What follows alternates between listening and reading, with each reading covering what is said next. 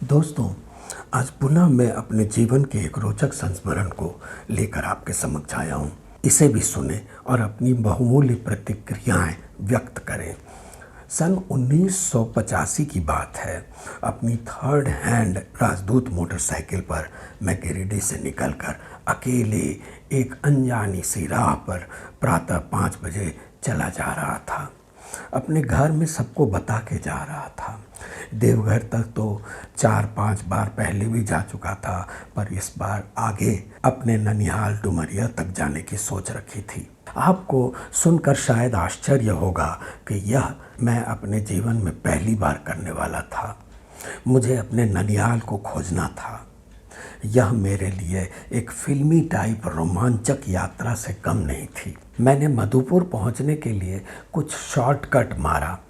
कच्ची सड़क थी, मोरम बिछी हुई थी। एक मोड़ पर मेरी बाइक स्किड की और मैं सड़क पर गिर गया। घुटने और हथेली छिल गई। ठंड के दिनों में लगी चोट बहुत तकलीफ देती है, परंतु मैं नहीं रुका।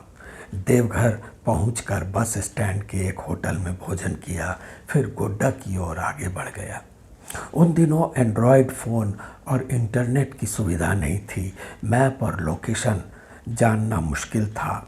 मील के पत्थर पर लिखी सूचना अथवा लोगों से पूछकर ही गंतव्य तक पहुंचना पड़ता था। बचपन में एक बार मेरे बड़े मामा हमारे घर गिरिडीह आए थे। तब मुझे पता चला था कि मेरे मामा आदि का भी कोई अस्तित्व है। उनके आने पर बाबूजी बहुत क्रुद्ध थे। मामा जी माँ को साथ ले जाना चाहते थे, पर बाबूजी ने नहीं जाने दिया। उन्हें खाली हाथ वापस लौटना पड़ा। मैंने मामा जी को गिरिडीह बस स्टैंड तक पहुंचाया। वे कुछ रुपए मेरे हाथों पर जबरन रखकर बस द्वारा चले गए। रात बाबूजी और माँ के वार्तालाप से बाबूजी के क्रोध के वास्तविक कारणों का पता चला। उनका क्रोध भी जायज़ था। शायद इसी कारण हम नानी घर से सदा दूर रहे और मैं कभी अपने नाना नानी से मिल नहीं पाया। परंतु मैं पुरानी बातों को स्मरण रखकर अदावतों को जारी रखने का पक्षधर नहीं था। अतः माँ से आज्ञा लेकर अकेले डुमरिया चल पड़ा। गोड्डा की ओर मेरी बाइक बढ़ी जा रही थी। रास्ते के दोनों किनारे लाइन से लगे सीधे वृक्ष जड़ से ऊपर कुछ देर दूर तक सफ़ेद रंग से रंगे हुए थे। वे वृक्ष तेजी से पीछे भाग रहे थे। समझ में नहीं आ रहा था कि मैं सही जगह पहुंच भी पाऊंगा या फिर भटक कर वापस घर लौटूंगा। तब शाम हो चुकी थी जब मैं गोड्डा पहुंचा। वहाँ एक चाय की दुकान से पूछा और बाईं ओर मुड़कर डुमरिया की दिशा में आगे बढ़ा। यह गांव की सकरी सड़क प्रतीत हो रही थी। सड़क दोनों ओर के घने वृक्षों से आधी ढकी हुई थी। अंधेरा बढ़ रहा था। मन में अनजाना सब डर समाया हुआ था कि यदि मैं मामा जी तक नहीं पहुंच पाया तो फिर रात कहाँ गुजारूंगा। डुमरिया पहुंचा तो सड़क के किनारे एक बड़े से पेड़ के नीचे कुछ लोग जमा थे। शायद बस की प्रतीक्षा कर रहे थे। मैंने जब अपने शशि शेखर झा मामा का नाम लिया तो एक बड़ी उम्र का व्यक्ति आगे आया और सामने खड़े एक पुराने से मकान की ओर इशारा किया तथा बताया कि वही वो मकान है जिसकी मुझे तलाश थी। यह सुनकर मुझे बड़ी तसल्ली हुई।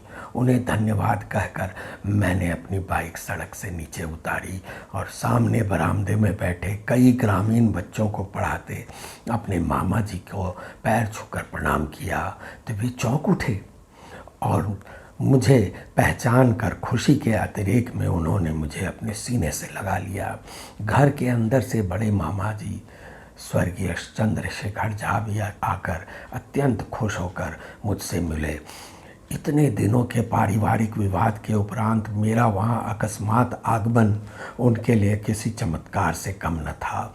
नाना एवं नानी तो बहुत पहले गुजर गए थे, परंतु अन्य सदस्यों द्वारा नानी घर में मेरा अविस्मरणीय स्वागत हुआ। ममीरे बहनों एवं भाइयों से मिलकर मुझे बड़ी खुशी हुई। ऐसा प्रेम, ऐसा प्यार और खातिरदारी शायद ही किसी को अपने नानी घर में मिलता होगा। अगले दिन अपने ममेरे भाई के साथ गोड्डा में मैं बड़ी मौसा मौसी से और महेशपुर जाकर अपने एक मौसेरे भाई से मिला।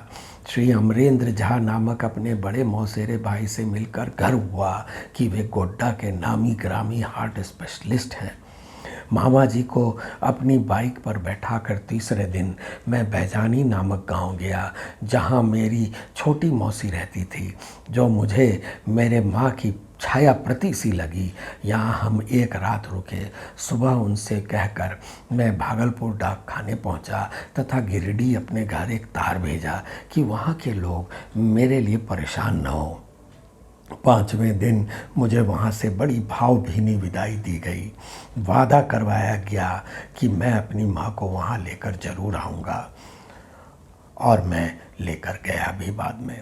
बाइक द्वारा मैं पुनः वापस गिरिडीह लौटा और छठे दिन मेरे द्वारा भेजा गया तार डाकिया मेरे ही हाथों में दे गया।